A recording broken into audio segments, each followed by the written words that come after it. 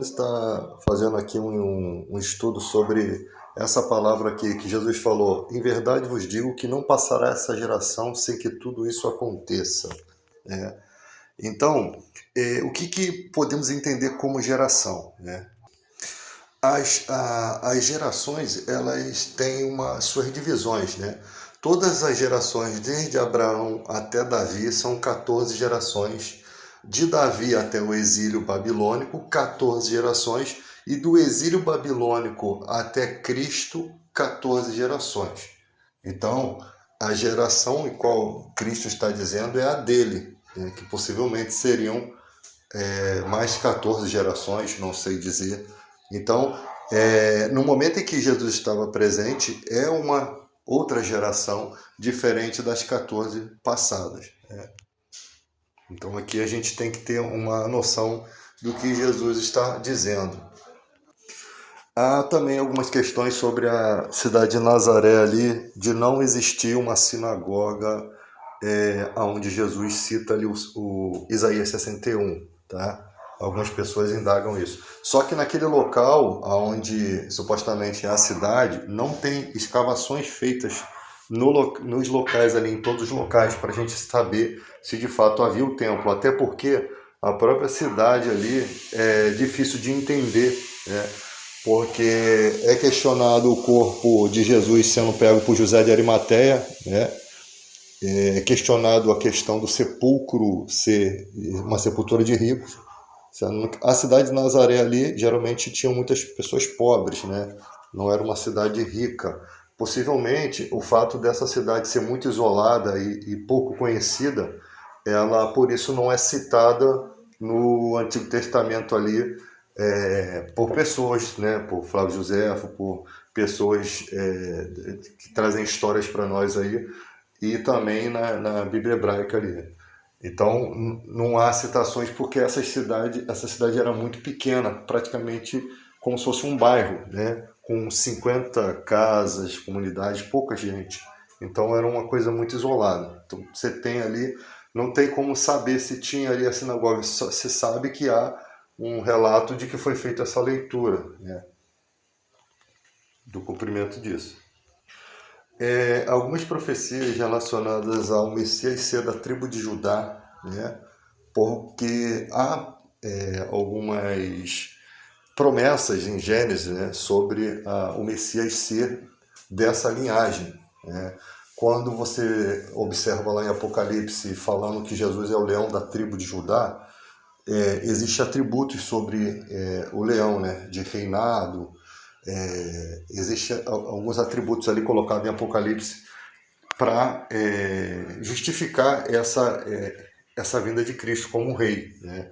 Agora, encontrar aqui, por exemplo, para nascer hoje um Messias, ele tem que cumprir profecias dos profetas judaicos. Por exemplo, Miqueias 5 diz: E tu, Belém Efrata, pequena demais para figurar um grupo de milhares de Judá, né? De ti sairá o que há de reinar Israel e cujas origens são desde os tempos antigos, desde os dias da eternidade. Olha, essa referência dos tempos antigos, ela é a mesma que Jesus cita em Mateus 22:44, quando ele questiona aos fariseus de quem os fariseus pensam que o Messias é filho. Aí eles falam de Davi. Aí Jesus fala, mas como Davi lhe chama de Senhor? Ele cita o Salmo 110, né? Em hebraico, disse Adonai é o meu Adoni. Os dois senhores ali, um é o Deus Todo-Poderoso e o outro é outro senhor, que é o Adoni. E ali mostra que o Messias ele é desde os tempos da eternidade, conforme Miqueias está profetizando aqui. Por quê? Porque Davi lhe chamou de Senhor. Ou seja, como aí Jesus questiona aos fariseus, se ele o chama de Senhor, como pode ser seu filho? Então, olha as referências. O Messias tem que nascer em Belém Efrata, ou seja, quando a cidade se chama Belém Efrata. Entende? A gente tem que entender porque é Belém Ifem Efrata. A gente tem que entender o significado dessa situação aqui. Belém, em hebraico, é casa do pão. Em árabe, é casa da carne. Né? É uma coisa meio diferente. Né? O povo árabe descende do filho mais velho de Abraão e o povo judeu descende do filho da promessa, Isaac. Então um é casa do pão para Isaac e o outro é casa da carne para os árabes. Também pode ter alguma referência aí. Então essa cidade de Belém, ela é Belém Efrata. Essa tá um nome como se fosse um nome só, né? Belém Lehem, né? Bethlehem, casa do pão, né? Que parece ser o nome que se tem essa cidade no momento do nascimento do Messias. Olha que isso aqui está sendo profetizado, não sei se quando isso foi profetizado, se essa cidade já existia, ou que ela era nessa época dessa profecia. É isso que a gente tem que se atentar. Porque em que época Miqueias profetizou isso? O que era aquele local, aquela localização, na época que o profeta Miqueias profetizou essas palavras Belém, Efrata, que estão conectadas aqui. Não parece ser duas cidades distintas, mas um nome próprio daquela cidade, né? Então, aí ele fala que essa cidade era pequena demais para figurar com um grupo de milhares de Judá. Ou seja, é uma cidade praticamente muito pequena, desconsiderada, né? Mas dali de ti me sairá o que há de reinar em Israel. A gente sabe que o reino de Davi é um reino eterno, né? Hoje em dia você tem a estrela de Davi, Israel reina, a estrela de Davi está ali representando o reinado de Davi de forma eterna. E só pode trazer eternidade para esse reino alguém que é eterno, né? Se a cidade ali está sendo mantida. E quando você vê mais à frente, quando vai se repetir a mesma informação aqui no Salmo 110, quando mostra que o Messias é o Senhor de Davi e também é desde os tempos da eternidade, cumprindo aqui uma ligação entre Salmo 110 e Miqueias 5, onde diz que as suas origens é desde os tempos antigos, no versículo 2, desde os dias da eternidade. Você tem embaixo desse versículo, no Salmo 110, que ele é sacerdote da ordem de Melquisedeque. Ou seja, ele não é sacerdócio da ordem da linhagem levítica, da linhagem do mundo, né? Ele é sacerdote dessa ordem de Melquisedeque, né? E depois, lá na frente, Paulo vai fazer essa comparação e mostrar quem é Melquisedeque, que abençoa o pai da fé, ou seja, que ele está antes da fé, ele está antes do pai da fé. Ele é um sacerdote de um sacerdócio que está antes de Abraão, maior que Abraão. Aqui está quem é maior que Abraão. Pelo sacerdócio dele, ele já é maior que Abraão, tá? Porque se ele é sacerdote da ordem de Melquisedeque, e é Melquisedeque que abençoa Abraão, e diz, parece que é Paulo que diz que Abraão lhe dá o dízimo na pessoa de Levi que ainda nem havia nascido. Então, Paulo chama a essas considerações. Então, nós vamos ver nas linhagens propostas ali por Lucas e Mateus, ele propõe uma linhagem e Lucas propõe outra linhagem, colocando o nascimento de Jesus até Adão, né? E ali você pode ver que na linhagem é colocado mulheres, né? O Lucas ele expressa mais a linhagem, amplia mais a linhagem, né? E é colocado de mulheres nessa linhagem ali, inclusive colocado também pessoas que não foram boas pessoas, né? Não foram ocultadas dessa linhagem. E eles que viveram nessa época, né? Lógico que Lucas era um médico que, companheiro de Paulo, não foi discípulo de Jesus, mas que tinha conhecimento do que Mateus escrevia, Mateus Levi, que era um coletor de impostos e que tinha algum estudo, né? Diferentemente dos outros pescadores, os homens lá que costuravam redes, os outros discípulos. O Mateus e possivelmente o Marcos, né?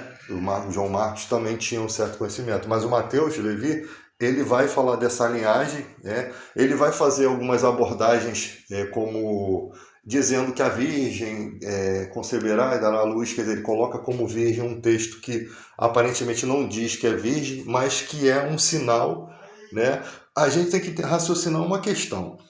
Ali está propondo um Messias como um sinal, correto? Aí a gente tem que entender o seguinte: Como que esse Messias vai nascer se não for de uma virgem?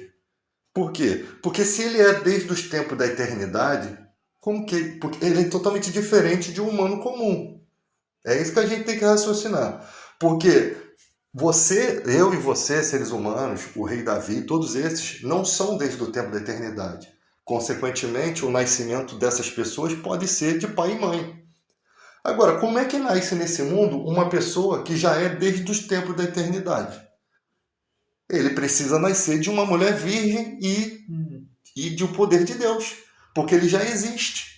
Então, essas colocações que a gente tem que pensar, raciocinar, quando a gente vai debater, lógico que debater com ateu é perda de tempo, mas debater com pessoas da igreja é isso que a gente tem que ensinar. Porque se ele é desde os tempos da eternidade, ó, desde os tempos antigos, desde os dias da eternidade, versículo 2, está falando exatamente do Messias, né?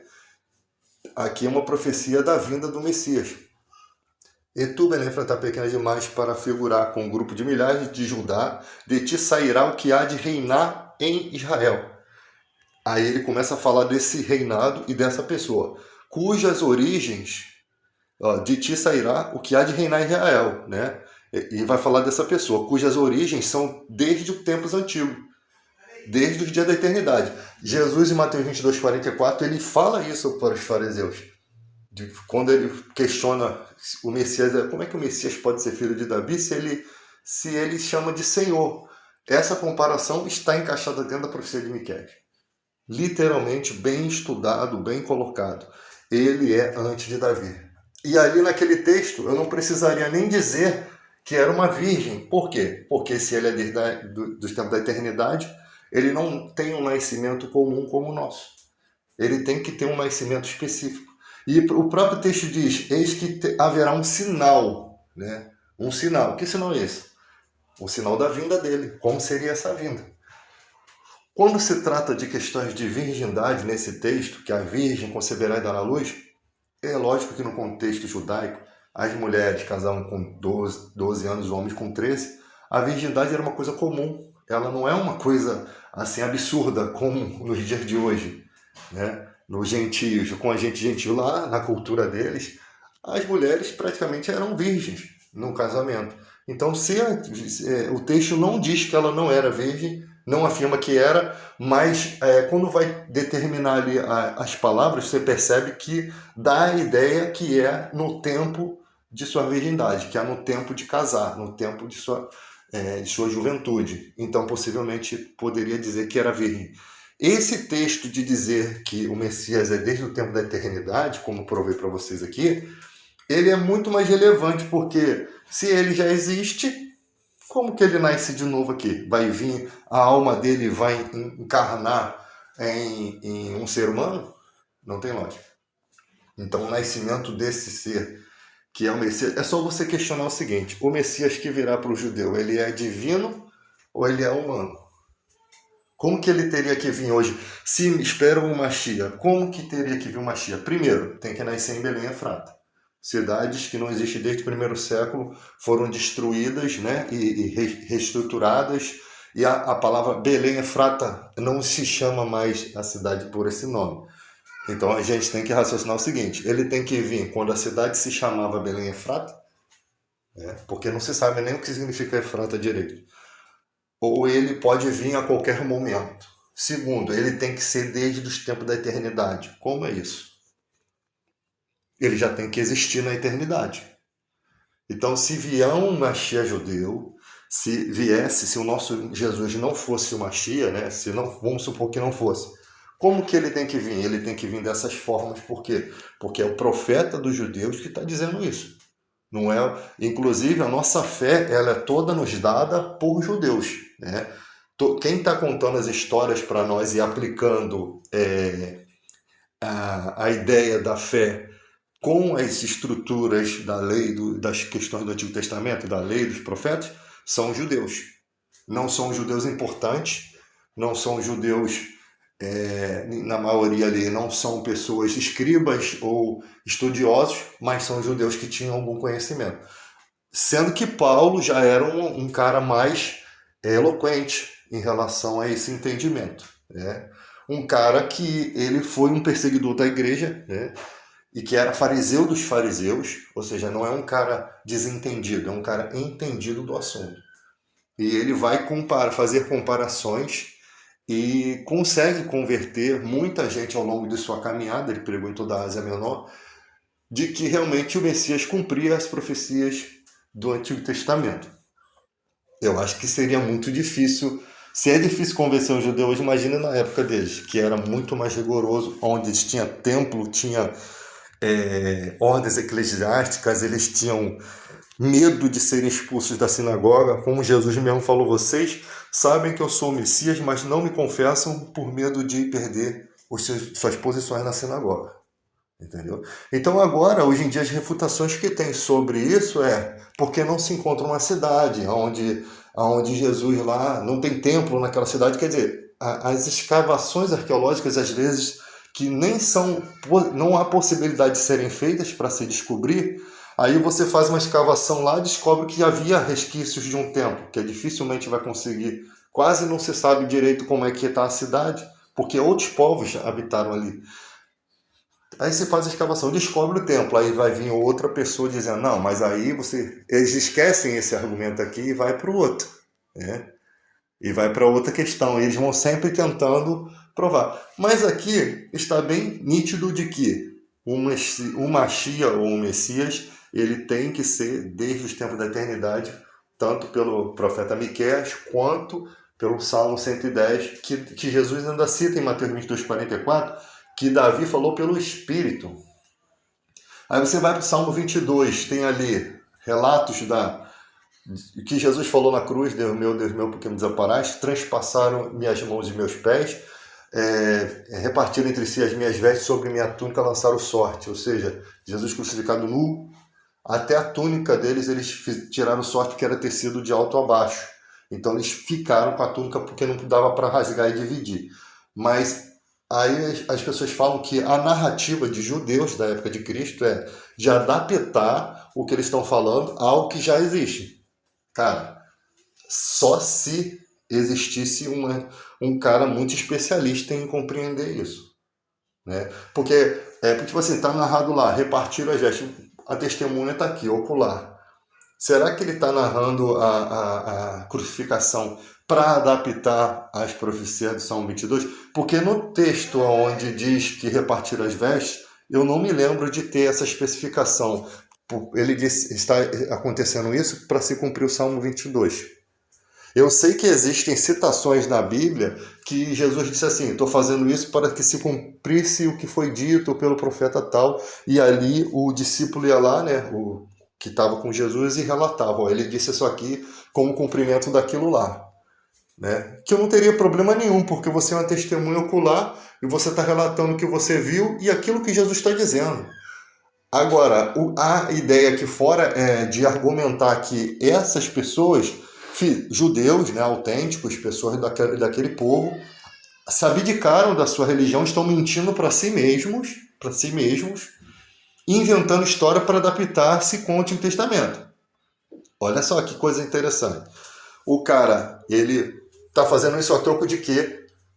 Porque ele está sendo perseguido, sua família pode ser morta, expulso da sinagoga, não tem mais contato com a comunidade judaica, ele vai seguir forasteiro pelo mundo e lá na frente, na época de Paulo, lançado na cova dos leões, famílias sendo mortas. A troco de que um cara ia fazer isso? Isso daí que eu não passa na minha cabeça. A troco de que eu vou seguir uma pessoa, depois eu vou arriscar minha vida, depois eu vou inventar inúmeras mentiras para apoiar minha fé, e vou viver a vida toda fugindo, sendo morto, com pessoas, às vezes, minha família ficando para trás, eu vivendo em outro lugar, como nômade aí, perseguido. A troco de quê? Né? A gente não está falando de clero, de pessoas que usaram a religião para si. Porque todo mundo que usa a religião antiga era para se beneficiar, né? O cara era inteligente demais em uma sociedade que ele vê muita burrice. O cara vai tentar usar a inteligência dele para se privilegiar. E como ele faz isso?